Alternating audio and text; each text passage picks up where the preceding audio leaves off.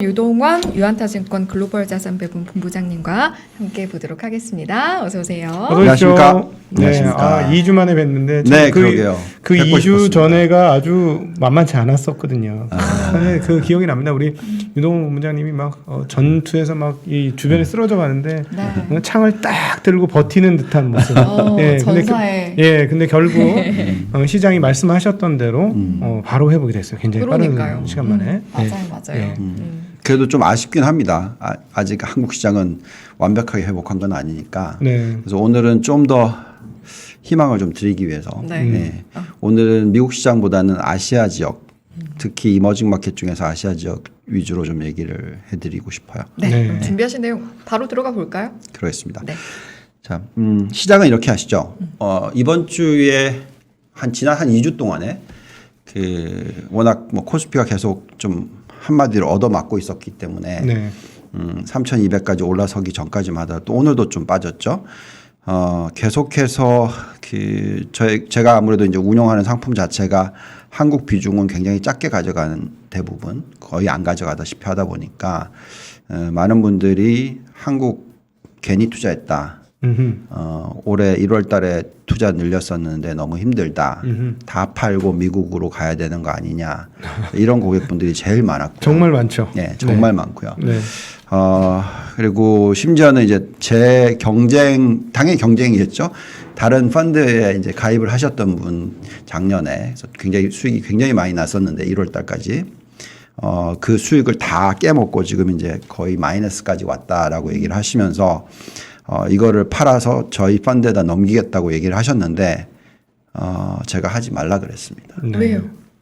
타이밍이 지금은 그게 아니다. 네, 그래서 오늘 그 이머징 마켓과 아시아 지역 그리고 한국까지 포함을 해서 얘기를 해드릴게요. 네.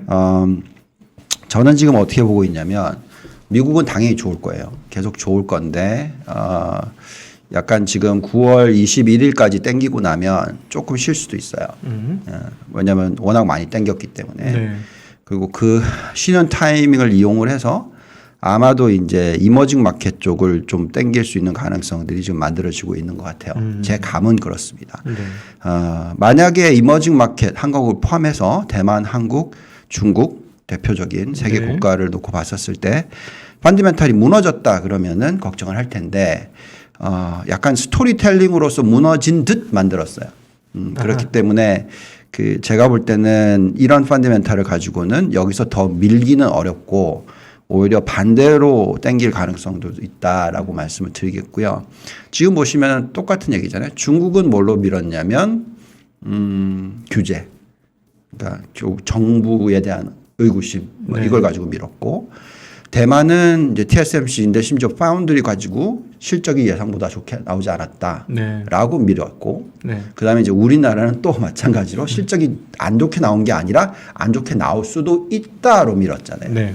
그런 식으로 지금 3단계로 쭉쭉쭉 한 거거든요. 근데 그거는 지금 실체가 아직 보여지는 모습이 정확하게 나오지 않았어요. 그렇죠. 무슨 왜냐하면 레귤레이션이라는 것은 정부의 규제라는 것은 그게 사실 그렇게 의미가 있나. 네. 심지어 한국은행이 금리를 올린 거에 대해서 저는 굉장히 불만이 많지만 그렇다고 해서 어떤 경제적인 타격이 그렇게 심하게 오느냐라고 보이지는 않거든요. 네. 그래서 어쨌든 여러 가지 부분을 봤었을 때 아시아 지역에 대한 어떤 관심을 가질 만한 타이밍이 10월 달에 오지 않을까. 그래서 지금은 아직까지 좀 변동성을 유지를 하기 때문에 왜냐하면 9월 21일이 미국의 선물 옵션 만기일이거든요. 네. 그때까지는 미국을 좀 더 땡기고 네. 아시아 지역은 계속 변동성을 좀 일으키고 하지만 그게 지나고 나면 한 템포로 봤었을 때 다시 한번 이제 아시아 지역이나 이머징 마켓을 좀 땡길 수 있는 가능성에 대해서 좀 얘기를 하고 싶습니다. 네. 자, 그럼 그 부분에 있어서는 좀 더 나중에 짚어보고요. 우선은 미국 시장의 흐름을 놓고 좀 말씀을 드릴게요. 자, 미국 증시는 어쨌든 기본을 깔아주는 거니까 미국 증시 자체는 쉽게 흔들리거나 흔들리는 폭이 그렇게 크지는 않을 것 같아요. 만약에 좀 조정이 받는다 하더라도. 왜냐하면 이번이 확실히 좀 세요. 그 테이퍼링 뉴스를 가지고 조정을 받았는데도 불구하고 그렇죠. 그 조정의 폭이 지난번 테이퍼링의 딱 2분의 1, 3분의 1 수준이잖아요. 그러니까 그만큼 돈을 또 3배나 더 많이 풀었다고 제가 지난주에 와서 말씀드렸잖아요. 그렇기 때문에 훨씬 빠르게 돌린다라는 부분이고 심지어 여기서 어떤 숫자가 여기 중요하냐면 이게 중요합니다. 중소형주. 네. 그러니까 중소형주를 돌리는 모습을 확실하게 지난주에 보여줬고 이번 주에도 계속 좋아요. 중소형주가. 네, 중소형주 계속 좋습니다. 네. 러셀 2000 같은 그렇죠. 거. 네. 러셀 2000이 좋다라는 것은 한 달 동안으로 플러스로 바꿨다라는 것은 그만큼 이 지수가 끝났다라고 할 수가 없는 거죠. 중소형주가 좋다는 것은 그만큼 경기가 괜찮다라는 거고 네. 중소형주 펀더멘탈이 괜찮다라는 얘기거든요. 그래서 중소형주 차트를 보시면 이렇죠. 지금 저희가 말씀드렸지만 작년 이때부터 추천을 해서 쭉 올라갔고 여기서 이제 좀 차익실현 하자 말씀드렸었고 지금 계속해서 한 6개월 정도 쉬고 있는데 이제 요 박스권을 뚫으면 이걸 한 번 더 당기는 거거든요. 네. 그래서 차트상 그렇고 제가 이 러셀 2000 중에서도 특히 가치주 쪽을 보시라고 말씀을 드렸었잖아요. 이 상승폭이 아까 IWM보다 훨씬 가파릅니다. 그건 전체 러셀 2000이고 이건 러셀 2000 가치입니다. 보시면은 마찬가지로 훨씬 더 차트가 좀 세고 좀 조정을 받았다가 더블 딥을 만드는데 보시면은 위로 올라가는 거죠. 아까 전 차트보다는 훨씬 낫죠. 그죠? 예. 이제 그렇죠. 그래서 지금 이런 모습이라는 것은 그만큼 이 러셀 2000 가치주들이 좋은 모습이라는 것은 그만큼 펀더멘탈이 좋다라는 거고 그렇다 그러면 미국 증시는 한 번 더 땡긴다라는 거고요. 그리고 차트만 보고 얘기할 수 없으니 펀더멘탈을 보자라는 거고 우리가 돌려보는 모델상에서 중소형주가 지금 IWM 같은 경우에는 한 18% 상승 여력, 가치주 같은 경우는 50% 넘게 나오니까 펀더멘탈도 뒷받침되고 있다라고 생각이 듭니다. 자, 그래서 결국은 이게 무슨 얘기를 해주는 거냐면 한국과 지금 미국과의 디커플링 얘기를 많이 하고 있잖아요. 어쨌든 중요한 것은 미국이 흔들리지 않는다는 요인인데 그 흔들리지 않는 이유에서 테이퍼링 지금 잭슨홀 미팅을 다들 걱정을 하셨었잖아요. 근데 지금 실질적으로 잭슨홀 미팅이 오히려 플러스적인 요소로 바뀌어 버렸잖아요. 네. 네. 그래서 여기서 나온 메시지는 확실합니다. 첫째는 경제가 안정적으로 회복하고 있다. 근데 회복하는 속도를 놓고 봤었을 때는 경제 불균형이 계속 유지되고 있기 때문에 완벽한 노동시장이 만들어지는 데는 시간이 걸린다. 네. 네, 그래서 테이퍼링은 실시하되 금리를 올리는 거는 한참 뒤에 할 수도 네. 있다. 이렇게 지금 스토리가 계속 말씀을 드렸지만 그렇게 될 거라고 얘기했지만 네. 지금 그게 컨펌이 됐습니다. 네. 그다음에 이제 또 계속 말씀을 드렸지만 델타 바이러스가 이건 내년 1, 4분기가 되면 이제 지나가는 그러니까 위드 코로나라는 이제 단어가 나온 만큼 네. 이제는 이거는 이제 같이 사는 거고 이것이 더 이상은 영향을 미치지 못한다라는 부분이 돼 갖고요. 그다음에 그 테이퍼링의 실시 시기는 네. 어쨌든 조금 빨라져서 저는 내년 초라고 말씀드렸고 최근에 나오는 뉴스 플로우를 보니까 올해 연말로서 좀 땡길 것 같다라는 정도. 근데 그러면은 여기서 이제 우리가 알아야 되는 것은 이번에 이 테이퍼링이 실시되는 것은 2년 만에 실시되는 거니까 그죠? 전에는 4년 한 9개월 그러니까 속도가 훨씬 빨라졌다라는 거죠.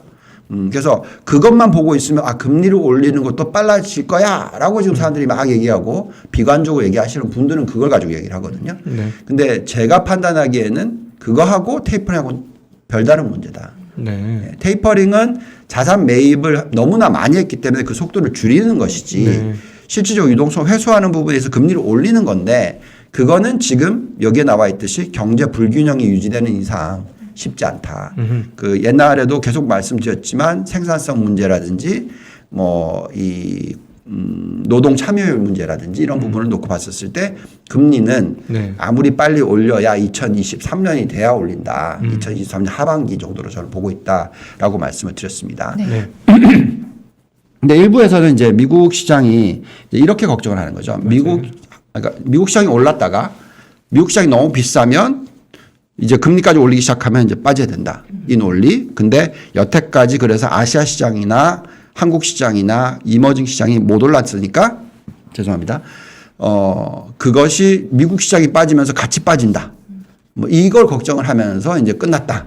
뭐 이런 얘기들을 많이 하시는 경우잖아요. 네. 그래서 이제 실러 교수가 말하는 이제 P 멀티플을 가지고 얘기를 늘 많이 하세요. 실러 교수의 PER은 이거는 제가 여러 번 이 부분에 대해서 반박 글을 제가 제 SNS상에 올렸었는데 이건 별로 이제 더 이상 의미가 없다. 이 금리 시대와의 변화에 따라서 결국은 우리가 PER이라는 것은 옛날에 10배가 적정 PER이었다면 그건 금리가 6%대일 거고 지금같이 금리가 2% 미만일 때는 10배가 아니라 30배가 적절한 PER이다. 뭐 이런 식인 거죠. 결국은 PER도 사실 결국은 금리와의 상대적인 비교거든요. 그래서 채권이 그만큼 고평가가 되어 있다면 주식도 마찬가지로 거기에 맞춰줘야 된다라는 거고요. 그 다음에 또 많은 분들이 이제 이 얘기를 하시죠. 버핏 지수라고 해서, 시가총액 나누기 GDP. 이 숫자를 가지고 다들 뭐 이제 이건 너무 고점이다. GDP 대비 얼마나 시가총액 주식 시가총액이 얼마인지를 그렇죠. 하는 거고 100이 넘으면 비싸다. 주식 시가총액이 GDP보다 더 높다는 것을 의미합니다. 네. 근데 이거를 갖다가 제일 많이 써셨던 분이 워런 버핏님이시고 제가 가장 존경하시는 분이고 그렇지만 제가 2006년도에 2008년도까지 증시가 올라갈 수 있을 가능성은 있다라고 얘기했었을 때 이 고점을 계산을 할 때 사실 저는 마켓캡 나누기 GDP로 하지 않았고 그건 더 이상 볼 지수가 좀 안 되는 것 같다. 왜냐하면 전체 세계적으로 전부 다 이제 요즘에는 뭐 원월드니까 개별적으로 보시면 이제 미국 같은 경우에 GDP 네. 미국만 보면 안 되고 네. 이 기업들이 네. 이익을 벌어들이는 것에 거의 뭐 절반 이상이 해외 쪽인데 네. 그걸 또 포함시켜야 된다 이런 얘기들도 있잖아요. 그래서 여러 가지 부분을 놓고 봤었을 때는 우리는 뭘로 보느냐 마켓캡 나누기 M2로 본다. 그래서 그런 얘기들을 해드렸습니다. 그래서 어쨌든 지금 이걸 가지고 고점이다라고 얘기하는 것은 좀 잘못됐다라고 저는 생각하고 있고요. 네. 그러면 이제 우리는 뭘 봐야 되냐면, 뭐, 많은 분들께서 이거는 믿을 게 못 된다고 얘기하시는 분도 있겠지만, 저는 어쨌든 이거는 상대적인 비교로서 많이 씁니다. 이 모델이 있었기 때문에 2006년도에 2008년 거품이 터질 수 있을 가능성을 얘기했었던 거고, 이 모델이 있기 때문에 지금도 계속해서 강하게 아직은 미국 시장이 끝나지 않았다라고 얘기할 수 있는 거거든요. 어쨌든 이 모델을 돌려봤었을 때 결론은 올해 안에 추가로 S&P가 한 4% 정도는 상승할 수 있을 거고 만약에 이것보다 더 많이 땡긴다면 조금 쉴 수 있는 거고 그다음에 2023년 말까지 계산하면 50% 정도 더 올라갈 수 있는 룸이 있다라는 결론이고 적절한 가치는 한 15% 정도 더 올라갈 수 있을 것 같다. 뭐 이 정도로 좀 판단하고 있습니다. 그래서 이 숫자가 플러스인 한 저는 대세 하락장을 부르지는 않을 것 같아요. 옛날에는 제가 2006년에 대세 하락장에 대한 얘기를 하기 시작했었던 이유는 이 숫자가 마이너스로 딱 바뀌기 시작하면서부터입니다. 그리고 추가로 더 올렸고요. 그리고 1년 반 이후에 폭락장이 나왔고요. 그래서 아직은 미국은 그런 거다라는 거고요. 그 다음에 이제 더 놀라운 게 하나가 있는데 이 숫자입니다. 미국의 지금 S&P 500의 영업 마진율이 지금 이게 차트를 이렇게 쭉 그어보시면은요. 이렇게 엑셀레이트 올라가고 있어요. 이렇게. 네. 이런 차트는 제가 본 적이 없어요. 사실. 왜냐하면 옛날에는 이렇게 박스권이잖아요. 뭐 10%대 이렇게. 근데 처음으로 언제부터 올라가기 시작했죠? 2017년부터 그 밴드를 뚫고 올라가기 시작했어요. 근데 이게 왜 의미가 있냐면 이때가 우리가 흔히 얘기하는 4차 산업혁명의 가시화가 일어나기 시작했던 때입니다. 데이터 센터들이 본격화되는 바로 그 시점부터 영업이익률이 급증하기 시작하네요. 네. 네. 그러니까 이게 지금 어디가 고점일지를 정확하게 저는 판단이 저는 안 서요. 잘. 자, 그래서 이럴 때는 우리는 자꾸 밑을 내려다 보면 안 되고 꿈을 자꾸 봐야 되는 거죠. 그래서 항상 조정이 있으면 매수를 하는 차원에서 들여다보기 시작하는 거고 또 보시면 역시나 이익도 마찬가지로 이렇게 같이 이런 차트가 이렇게 옆으로 기다가 이건 이제 확실하게 올라가는 차트로 변하고 있습니다. 그래서 이런 부분을 놓고 있으면 우리는 결국 펀디멘탈로 판단했었을 때 지금 S&P 500 중에서 94%의 기업이 실적 발표를 했는데 정말 어마무지합니다. 이런 그렇죠. 숫자를 참 보기가 놀라웠고요. 자, 그러면 결국 실적이 뒷받침되고 있고 미국 시장이 좋다라고 얘기하는데 다들 여기서 그러면 변수가 뭐냐? 마이너스적인 요소가 뭐냐? 결국은 물가죠. 근데 물가를 가장 많이 걱정들 하셨고 테이퍼링 얘기했고 금리 얘기를 했는데 지금 요즘에 나오고 있는 숫자들을 보면 살짝 벌써 파웰 의장이 한 얘기가 가시화되기 시작했어요. 근원 PC 가격 추이가 지금 이렇게 확 올라갔다가 이렇게 이제 약간 이제 곡선이 네. 평평해지기 시작했죠. 지금 3.6%로 떨어졌어요. 이게 가장 높았을 때가 5% 넘었었고 그리고 아마도 연말까지 가면 이게 3% 밑으로 떨어질 것 같고 내년도 되면 평균이 2에서 2.5% 정도 수준까지도 떨어질 수 있다. 이렇게 보고 있습니다. 아까 처음에 파웰 의장이 얘기했던 부분이 인플레이션을 자극했던 요소 중에서 일부 품목들이 그런 현상을 만들었다. 우리가 중고차 경험했죠. 예, 네. 중고차, 뭐 반도체도 연결돼 있고 다 그런 부분이죠. 그게 이제 산업의 어떤 구조적인 변화가 일어나면서. 근데 전에도 말씀을 드렸습니다만 개솔린 차에서 전기차로 큰 문제 없이 그냥 스무스 아웃 해가지고 그냥 100 개솔린이 100 전기차로 갔다. 그러면 가격이 뚝 떨어져요. 그렇죠. 시간이 갈수록 전자제품 떨어지지 자동차가 전자제품 되는 거거든요. 네. 그렇기 때문에 디플레이션의 영향이지 인플레이션의 영향이 아니라는 거죠. 지금은 개솔린 차가 모자르니까 전기차가 빨리 못 들어오고 있으니까 여기에 따른 가격이 중고차가 신차 가격까지 올라가 버렸던 그것이 결국은 특정 품목의 일시적인 인플레이션 이렇게 말이 되는 거죠. 네. 또 보시면은 지출 부분을 놓고 보더라도 미국의 소매 판매가 아주 급격하게 상승하기보다는 안정적인 상승폭일 것 같다라는 거고 지금 개인 지출을 보시면 0.3% 곱하기 12 하면 3.6% 원래 과거 20년 평균 소매 판매 증가율이 3.3% 플러스 마이너스 1.6 그렇기 때문에 지금 딱 숫자가 3.6% 정도 나오면 네. 옛날보단 조금 높은 거지 아주 많이 높아서 인플레이션을 아주 크게 자극하는 정도는 아니다라는 결론이 나오게 되는 거고요. 또 임금 상승률이 결국 실질적인 소매 판매와 소비를 일으키는 촉진제인데 이 부분을 딱 계산해 보면 면목상 매년 5% 그러면 인플레이션 2% 빼면 3% 성장률. 굉장히 안정적으로 계속적으로 미국 성장률을 유지시킬 수 있고 과열이나 아니면 침체나 이게 안 나올 것 같다라는 거고요. 임금 상승률 마찬가지로 전체적인 숫자는 이렇게 나오고 있습니다. 자, 그 다음에 정말 중요한 부분이 결국 원자재 가격. 그러니까 원자재 가격이 너무 많이 치솟았기 때문에 이때, 그죠? 그리고 또 이때. 이 두 개가 어떻게 보면은 큰 어떤 하락장을 만들어줬던 요소들이고 그만큼 원자재 가격만 상승하고 다른 것들은 안 좋았기 때문에 마진이 축소가 됐고 그렇기 때문에 어떤 이익이 깨지고 시장이 박살이 나고 이런 추세로 연결됐었는데 지금 현재 이 숫자를 보고 있으면 아 그거하고는 참 거리가 멀다. 네. 그죠? 이때 대비해서 지금 어느 정도냐면 50% 수준 그리고 2011년 대비해서는 60% 수준이니까 아직도 한참 낮기 때문에 기업들의 어떤 영업 마진율이 유지가 될 수 있는 확률이 높다. 그리고 4차 산업혁명 때문에 또 추가적으로 계속적으로 안정적인 숫자가 나올 수 있다라는 부분이고요. 그 다음에 이제 미 연준이 들여다보고 있는 5년 미래 인플레이션 예상치도 가파르게 오르다가 이게 이제 점점 평평해지기 시작했고 네. 이게 이제 슬쩍 떨어지기 시작하니까 아마 한 2%대에서 안정을 찾을 거다라고 네. 생각을 하고 있습니다. 그렇다면 미 연준이 금리를 올릴 이유가 없다. 지금 당장 올릴 필요도 없고 네.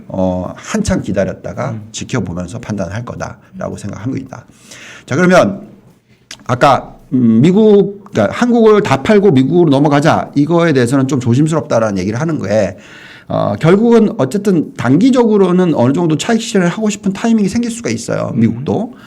보통 저희는 이제 뭘로 판단하냐면 빅스 지수라든지 그 공포와 탐욕 지수를 놓고 보고 있는데 지금 많이 떨어졌어요. 오늘 어제도 미국 시장이 좀 그 나스닥 위주로서 좀 올랐잖아요. 그러면서 빅스 지수가 지금 제법 많이 떨어져 있습니다. 네. 지금 16까지 떨어졌어요. 더 떨어졌습니다. 네. 그래서 이 지수가 12 근처에 오면은 그래도 한 포트폴리오에 한 20% 정도는 차익 실현하자. 뭐 이런 얘기는 저는 하거든요. 근데 지금 아직은 거리가 멀다라고 말씀을 드리겠고 또 공포와 탐욕 지수도 보시면은 지금 57까지 올라왔는데 그죠? 이 숫자가 80 근처까지 가면 여기 80 요선을 뚫고 올라가면 그럼 그때 정도 때는 좀 차익 실현하자라는 거고요. 근데 아직까지는 아니고 만약에 9월 21일까지 막 땡긴다? 그럼 갈 수도 있죠. 그러면 그때 됐을 때 오히려 미국을 좀 털고 그 돈을 가지고 이머징 마켓을 살려고 하는 전략이어야지 지금은 다들 얘기하는 게 반대의 전략을 얘기하고 있다는 거죠. 이머징 마켓을 팔아서 지금 이렇게 많이 오른 미국 시장을 더 사야 된다. 이거는 타이밍상은 좀 안 맞다. 엇박자를 또 만들 수 있으니 조심하자라는 부분입니다. 네. 그래서 S&P 500과 나스닥의 그러면 최악의 시나리오는 어떠냐라고 봤었을 때 지금 지수 대비해서 아무리 많이 빠져야 한 3, 5% 정도다. 그러면 그건 다운사이드 리스크니까 이 부분이 얕다면 여전히 계속해서 미국 시장은 좋게 보고 있다. 그래서 위로 좀 더 땡기면 그때 좀 차익 실현하는 거지. 아직까지는 계속 이 웨이브를 라이드를 하자. 계속 즐기자라고 말씀을 드리겠습니다. 자, 이제부터는 이제 이머징 마켓 얘기를 좀 할게요. 너무 서론이 길었네요. 근데 이머징 마켓을 제가 왜 지금 다시 좀 보기 시작했고 신경을 많이 쓰고 있고 제가 최근에 이제 그런 글도 쓰고 있고 지금 아무튼 방송을 하고 있는 내용인데 네. 여기 보시면은 이때가 97년, 98년 이 IMF 위기 때예요. 네. 그다음에 이때가 9.11 사태 때입니다. 요때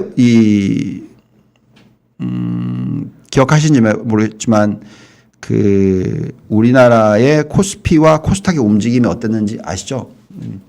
네. 지금 코스닥이 지금 1000포인트잖아요. 저 때 2900포인트 갔었어요. 그럴 때가 있었어요? 그렇죠. 네. 믿어지지 않죠. 믿어지지 예, 않죠. 그때 그렇습니다. 네. 자, 이게 참 재밌는 현상이었는데 IMF가 터지니까 우리나라가 거의 뭐 죽는다고 얘기했잖아요. 그렇죠. 이제 그러면서 코스피가 300이 깨졌었어요. 280포인트 때까지. 와. 네. 그리고 코스닥이 600 정도까지 갔었습니다. 근데 중요한 거는 이제 그 위기가 지나고 나서 코스피가 1060포인트? 그러니까 거의 200% 이상 오른 거죠. 네. 거의 그러니까 3배로 간 거죠. 네. 300에서 1000 이상. 네. 근데 코스닥은 방금 말씀하신 대로 600에서 3000 갔어요. 그럼 500% 오른 거잖아요. 네. 네. 자, 전 비슷하게 지금 보는 거죠. 그러니까 그렇게까지 비슷하게 보는 거라기보다도 어쨌든 지금 보시면은 우리가 지금 어디 와 있냐면 그때와 비교했을 때 지금 이건 이머징 마켓과 S&P 500을 본 거예요. 네. 그래서 보통 이렇게 올라갔다가 이렇게 아. 떨어졌다가 봤을 때 S&P 500 대비 이머징 마켓의 지금 가격이군요. 네. 저게 그러니까는 현재 가격이 얻어 맞았을 때 수준만큼 떨어졌다라는 거군요. 네. 근데 여기다 대놓고 이머징 마켓에서 더 밀 수가 없어요. 밀려면 이때만큼의 어떤 이머징 마켓 위기가 있어야 되는데 지금 그런 숫자를 찾을 수가 없어요. 그러니까 외환 모의고도 튼튼하고 대외 부채도 상대적으로 그렇게 문제가 없고 네. 그만큼 미국이 좀 약해졌다. 어떻게 봐야 되냐면 이번에 아프가니스탄에서 얻어맞은 것만큼 그만큼 체력이 나빠졌다. 오히려 물론 대형 기업들은 좋은데 네. 국가적으로 놓고 봤었을 때 그렇다는 네. 거죠. 네. 그럼 무슨 얘기냐면 달러가 초강세로 갈 만한 아직까지 이유가 없다. 네. 초강세로 가려면 무조건 금리가 올라가야지만 나타나는 현상이다. 그러면 우리가 뭐라고 얘기했죠? 2023년에 금리를 올리기 시작할 거라고 얘기했고 아마 2% 도달하는 시기는 아마 2025년, 2026년 정도 될 것 같아요. 네. 그때 아마 한번 흔드는 모습이 나올 수가 있다. 그 전까지는 오히려 이머징 마켓을 일시적으로 흔들었다가 다시 땡긴다. 라는 생각인 거죠. 그래서 요런 살짝 이게 나올 수가 있어요. 이렇게.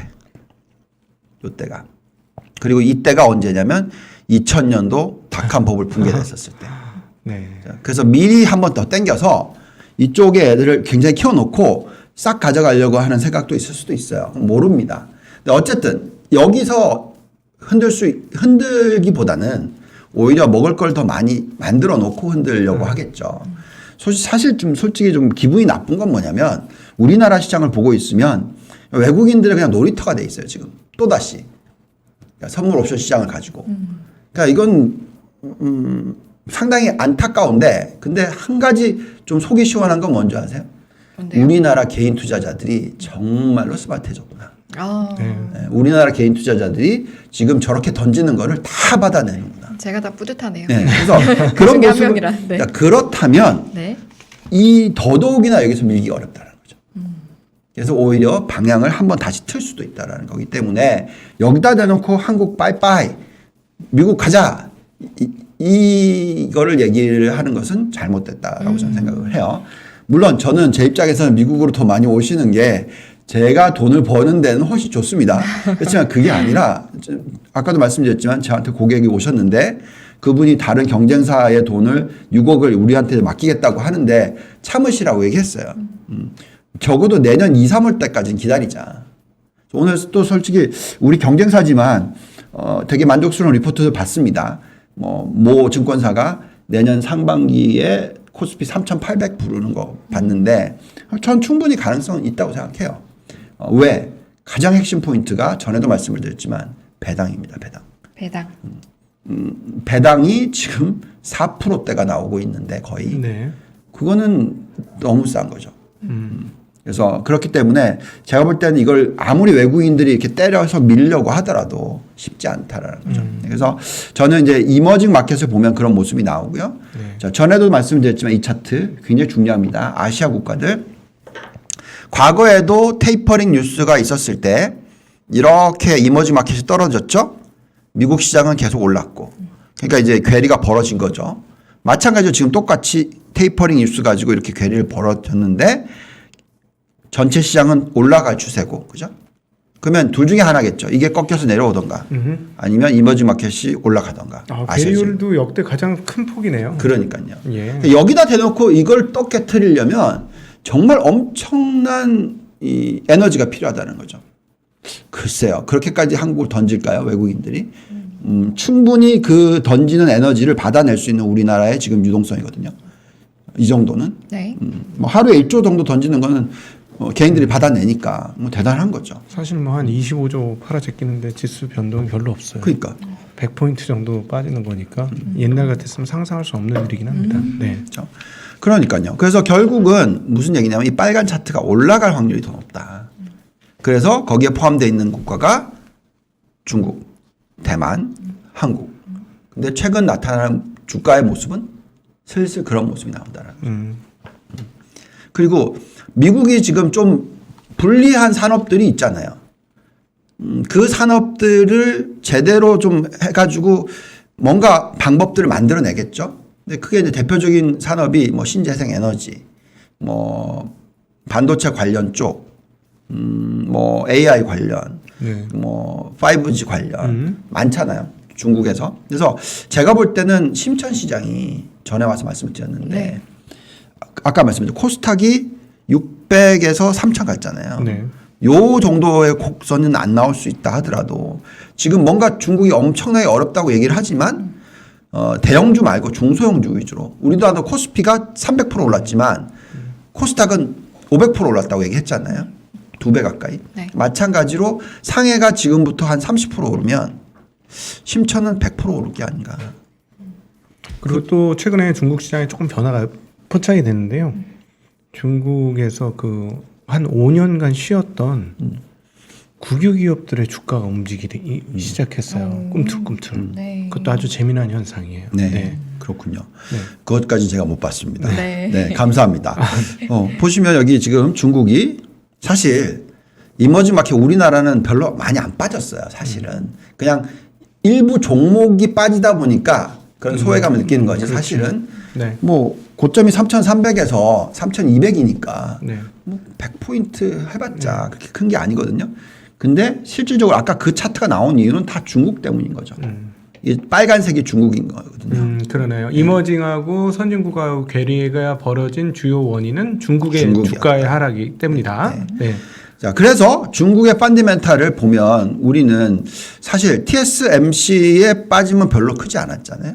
이건 대만인데. 근데 텐센트는 그냥 내리 꽂았어요. 그래서 이제 시가총액이 비슷해진 그런 모습이고. 그러니까 중국과의 미국과의 어떤 패권 싸움에 있어서 중국이 지금 자기네 재정비를 하는 사이에 미국이 한번 제대로 공격을 한번 했던 거고. 제가 제일 즐겨서 보는 게 소로스의 중국 발언이거든요. 소로스가 뭐라고 얘기를 하고 있냐면 지금 알리바바 텐센트 들어가면 안 된다라고 얘기를 하고 있어요. 네. 왜요? 소로스는. 그분은 중국을 한번 털어먹고 싶은 사람이거든요. 제가 얼마나 그걸 잘 아냐면 우리가 흔히 얘기하는 그 타이거맨들이라고 얘기해서 그 헤지펀드 매니저들이 있거든요. 똑같이 소로스 군단이라는 게 있어요. 네. 그 거의 제가 30년 전부터 경험했던 분들인데 거기서 정말 그 돈을 벌었던 사람 중에서 많은 분들이 심지어 중국을 한번 털어먹기 위해서 중국에 가서 거주를 하면서 중국 부실채권 부분을 정비하고 은행권이 한번 망가지면 그러니까 소로스가 정말 돈을 많이 버는 케이스가 대부분 금융주를 갖고 털어먹거든요. 네. 우리나라도 그렇게 털어먹었고 솔직히 말씀드리면 옛날에 뱅크 오브 잉글랜드도 그렇게 했고 네. 그죠? 그래서 중국이 이게 정말 좋은 떡밥이거든요. 이게 그래서 은행권이 한번 무너지면 엄청나게 이게 싸게 살 수 있는 그런 것들이 만들어져요. 그래서 제가 중국에 3년 있을 때도 한 3번 공격을 받았거든요. 중국이 망한다. 뭐 중국이 이렇게 된다. 그러니까 그 옛날에 유명했던 분도 있는데 아무튼 그분도 다 소로스하고 연결돼 있는 그. 네. 그래서 지금 중국의 문제를 가지고 언젠가는 터질 거다라 자꾸 얘기를 하는데 이게 쉽지 않은 거죠. 중국이 정말 정부가 잘 견제를 하고 포지셔닝을 잘 잡아가는 부분이 없지 않아 있어요. 그러니까 좀 상당히 좀 놀랍다라는 거고요. 그래서 중국을 보고 있으면 그래서 왜 제가 볼 땐 중국이 안 죽었다고 생각하냐면 중국이 중요하게 생각하는 산업은 살려놓고 있다는 거죠. 신재생에너지와 반도체는 CSI 300보다는 훨씬 퍼포먼스가 좋다. 네. 그래서 우리는 지금 중국 시장을 계속 들여다 보셔야 된다는 얘기를 해드리는 거고 그러면 중국을 빼고 다른 국가들은 어떠냐라고 놓고 봤었을 때 약하다고 하는 인도네시아 보시면 지금 언더밸류 돼 있어요. 커런시가. 옛날에 위기 터졌을 때 대비해서 2013년 테이퍼링 있었을 때 대비해서 보시면 다 지금 언더밸류 돼 있죠. 상대적으로. 그리고 보시면은 또 외환 보유고가 훨씬 높아요. 그죠? 우리나라도 지금 외환 보유고 상당히 높은 거 아시죠? 네. 그리고 중국의 외환 보유고는 뭐 대외 부채에 거의 훨씬 높은 숫자를 갖고 있어요. 그래서 제가 볼 때는 이게 쉽지 않은 거죠. 그래서 결국은 이렇게까지 괴리가 벌어졌다면 이머징 마켓과 S&P 500의 괴리가 벌어졌다면 S&P 500 계속 올라갈 거고 이제 이쪽도 따라 올라가는 추세가 나올 것 같다라고 생각을 하고 있습니다. 그다음에 정말 중요한 것은 다음 세대인데 여기에 차트에 나와 있듯이 2020년, 2030년에 신흥국의 중산층의 비중입니다. 그만큼 그러니까 미국이 저렇게 파워가 센 거는 소비 시장이 크기 때문에 그래요. 글로벌 소비 시장의 40%입니다.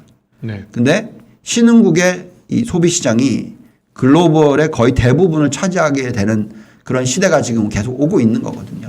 그렇다면 제가 볼 때는 이렇게 쉽게 옛날처럼 흔들리지 않는다. 그래서 지금은 신흥국에 대해서 오히려 관심을 가지셔야 된다라고 말씀을 드리겠고 신흥국의 여러 지수들을 놓고 봤었을 때 심지어 제조 강대국 그리고 원자재 강대국들도 다 지금 상대적으로 저평가되어 있는 것 같고 상승 여력이 굉장히 높게 나온다라는 결론이 나오고 있습니다. 자, 그다음에 그러면 마지막으로 채권 시장과 주식 시장으로 비교했었을 때 많은 분들이 봐라 지금 너무 주식 시장이 채권 시장 비해서 많이 올랐다라고들 얘기를 하시겠으나 솔직히 채권은 이미 벌써 금리가 1.3%예요. 그죠? 인플레이션 지금 아까 3.6% 거기에 GDP 성장률 지금 몇 프로 얘기하고 있습니까? 근데 금리가 1.3%란 말이죠. 그거는 정말 채권이 고평가되어 있는 거죠. 마이너스 금리라는 거, 실질 금리. 실질 금리가. 네. 자, 그래서 저는 이 차트가 결국 경기 침체에 떨어졌을 때 확 꺾이거든요. 근데 아직 경기 침체가 아니잖아요. 그럼 이 차트는 계속 올라간다는 얘기라는 거고. 그래서 저는 저희 포트폴리오의 채권 비중이 0%입니다. 오히려 배당주로서 대처를 하고 있습니다. 자, 그 다음에 ETF를 보면 뭐 똑같은 내용들이니까 이건 그냥 참조를 하시면 될 것 같고요. 그래서 이제 거의 시간 다 됐으니까 정리를 다시 해드리자면, 지금 참 재밌는 타이밍이에요. 그리고 굉장히 좋은 수익을 올릴 수 있는 기회가 만들어지고 있는 타이밍이고, 저는 오히려 고집을 부려서 미국 시장을 계속 들고 있었기 때문에 언제 차익 실현을 20% 정도 할까 지금 고민하고 있고요. 네. 그리고 그 20% 차익 실현을 하고 나면 그 돈을 언제 중국과 아시아 지역에 들어갈까 타이밍을 지금 재고 있어요. 네. 그래서 제가 만나는 고객분들한테 지금 언제 한국을 팔고 언제 미국으로 넘어갈까라고 자꾸 보지 마시고 될 수 있으면 지금 이머징 마켓에 어떤 기회가 지금 싹 만들어지고 있으니까 예, 잘 차려놓은 밥상은 드실 수 있으셔야죠. 네. 알겠습니다.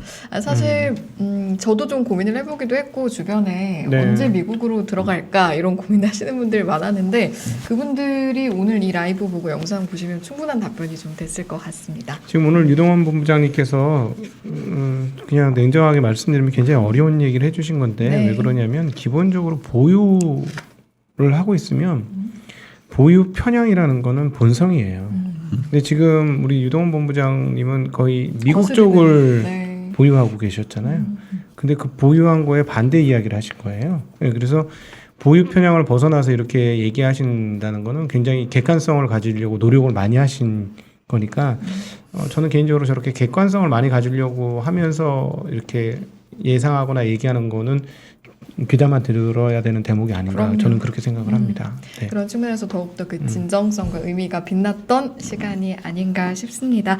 자, 우리 오늘도 2부 이 시간 글로벌 시장과 여러 가지 변수와 내용들에 대한 부분 갓동원, 유동환 본부장님과 함께 짚어봤습니다. 말씀 너무 잘 들었습니다. 네, 감사합니다. 고맙습니다. 고맙습니다.